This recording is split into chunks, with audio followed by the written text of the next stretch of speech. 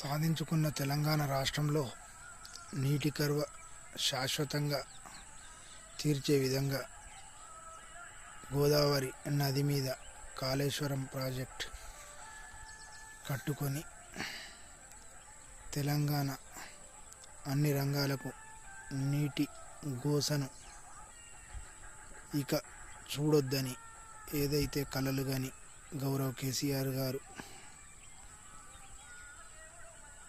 నిర్మించినారో అట్టి నిర్మాణాన్ని ఏమాత్రం వివక్ష చూపకుండా దానిని మూలన పడేయకుండా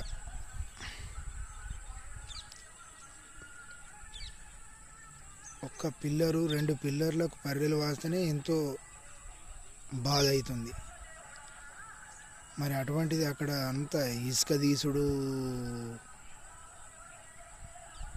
అటువంటి పనులు చేపడితే అక్కడ ఇసుక కాలైతే మొత్తం బరాజ్కే ప్రమాదం అవుతుందని మీకు తెలుసు. ఇప్పుడు మీకన్నా ముందుగా మాకే బాధ అవుతుంది.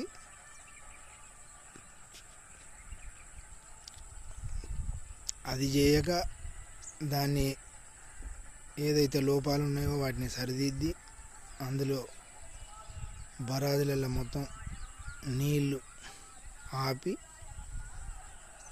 తెలంగాణ వ్యవసాయ రంగానికి తాగునీటి కష్టాలకు మళ్ళీ తావు లేకుండా కాళేశ్వరం ప్రాజెక్టును కంటికి రెప్పవలె కాపాడే బాధ్యత ప్రభుత్వానిది.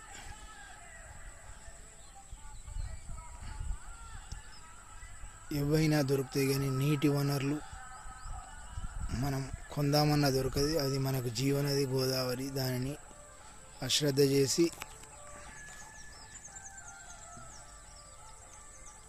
ఆగం కాకుండా చూడండి.